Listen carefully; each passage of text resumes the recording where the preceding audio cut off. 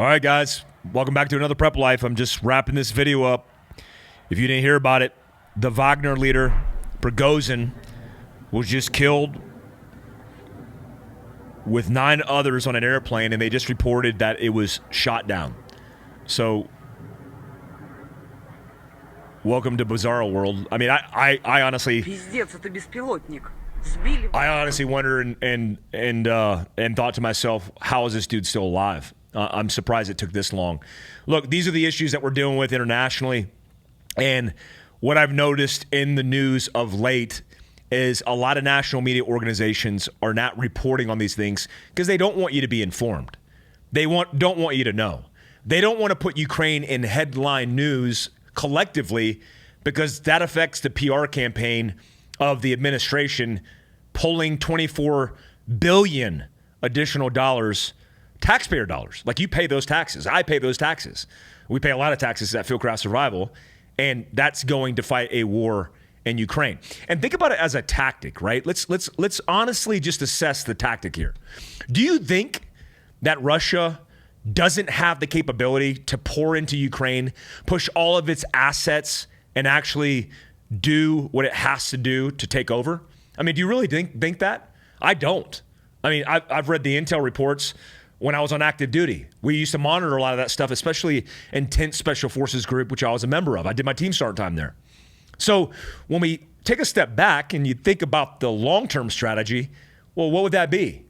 How about draining all of your capabilities, assets, and resources? How about if I just create a 10-year decade war like the GWAT, where we didn't learn our lesson in Afghanistan or Iraq?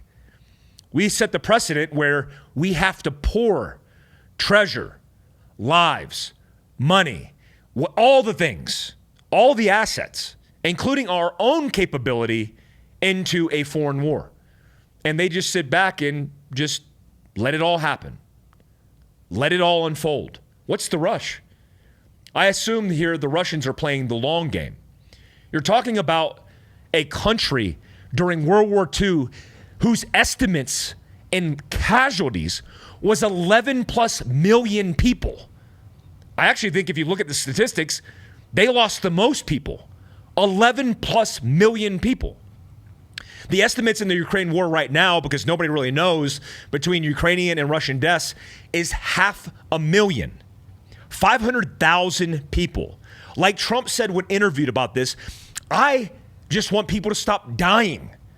That's what I want. And I also want the country to stop being involved in foreign wars. Now, a lot of people from my background and experience are involved in these things. They're supporting the cause. And I get that. I've been in campaigns across the globe. Libya, the middle of Africa, the Middle East certainly.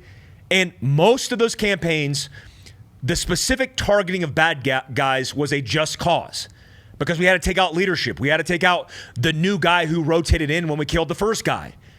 But getting involved in full-scale campaigns, drawing a line in the sand and saying, we're not going to give you F-16s, and then all of a sudden we give them F-16s, that's a problem, especially for a cognitively declining president. I don't know, did you guys just see this thing that happened in Maui? If you didn't hear the statistics in Maui right now, it's over 120 killed, and about a handful of those have been identified. And most of the area has been searched, but we're still missing 850 people.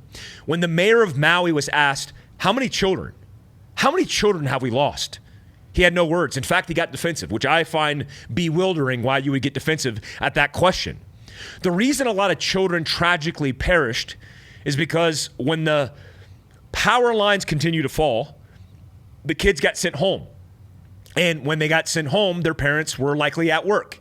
And as they're at work and a fire sweeps across the town, where do they go?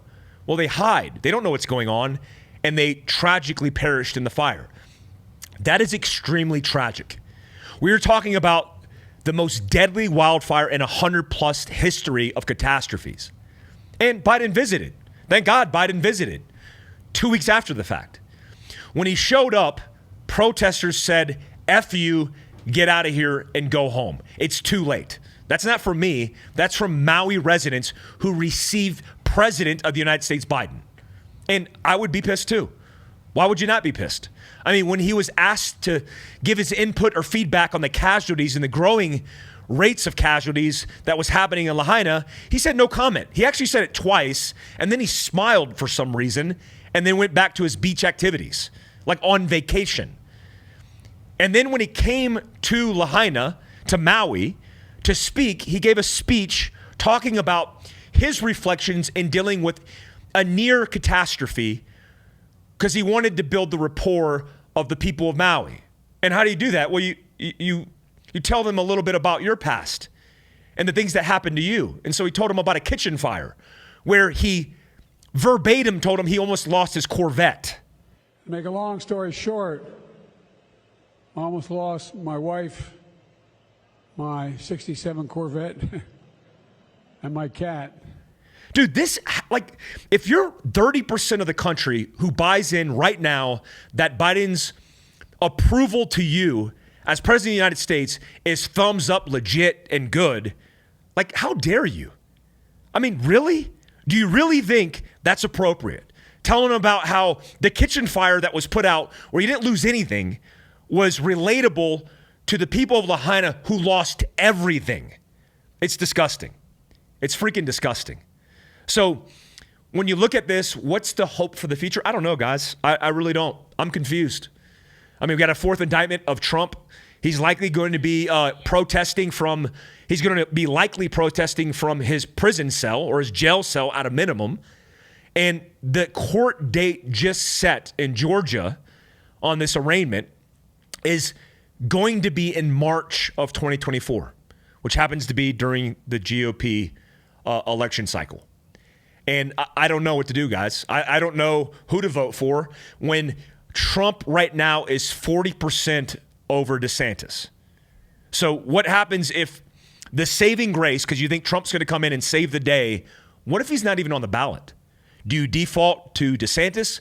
Because if you do, the people who do this for a living, who strategize elections for a living, are telling you it's not going to be enough. It's not going to work. And then who do you vote for? I think part of it's going to be low voter turnout.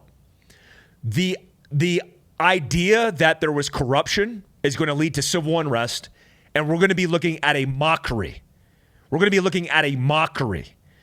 Both sides divided, all the riots, all the burning down of the cities, especially in heavy, densely populated areas. And that scares me for this country, guys. It does. The focus for you should be focusing on yourself, your family, and your community, because you can protect and insulate the people around you and the people in your community. If you didn't know it, I'm in a different place than I normally am. I'm in Provo HQ. This is our new Utah headquarters. I, tomorrow, am taking off for Overland Expo Mountain West. If you know about Overland Expo West, Overland Expo, period, is one of the best expos in the country.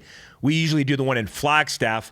Me and Mike Hernandez will be in the Goose Gear booth with a lot of our partners malingering around. I'm not actually doing work. I'm just hanging out with my kids. But if you see me, stop by, say hello. I'll be hanging out with Mike Pfeiffer, all the guys from Goose Gear, Go Fast Campers, the Bowen brothers, all these amazing partners that we partner with. Come out and see us at Overland Expo Mountain West. Mike Hernandez's Jeep will be in the Goose Gear booth, and that's probably where you'll find me. Also, I want to say thank you for all the support on this app. If you haven't heard it, we just launched our app. It's available right now on Fieldcraft Survival, wherever apps are found. It's very important for us to provide virtual training and all the things that we do with the subject matter experts. Guys, I'm not the expert at everything. In fact, I'm very much not the expert in many things. And I need the experts. I need the Ambers, the Kevin Estellas. I need these experts to teach you how to do first aid, how to do primitive survival, how to do family homesteading, all those things. Also, September 30th, we're having a homestead seminar. Make sure you check out my Instagram, my social media, mike.a.glover. You can see where to sign up for that. And I just want to say I appreciate all the support over the years. Lastly, I am headed with John Park next week to link up with Sheriff Mark Lamb of Pinal County. He is a border county on the border of Arizona and Mexico and is dealing with a tsunami of drama from the overspilling and the non-regulating, non-enforcing organizations that are working the border. I don't blame the guys on the ground. I blame the administration. And that is affecting his county, which is affecting this country.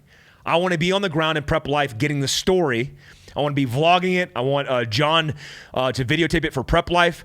And I want to batch it and put it together so you are informed about these major social issues leading up to the election, because these are the issues you should be voting on.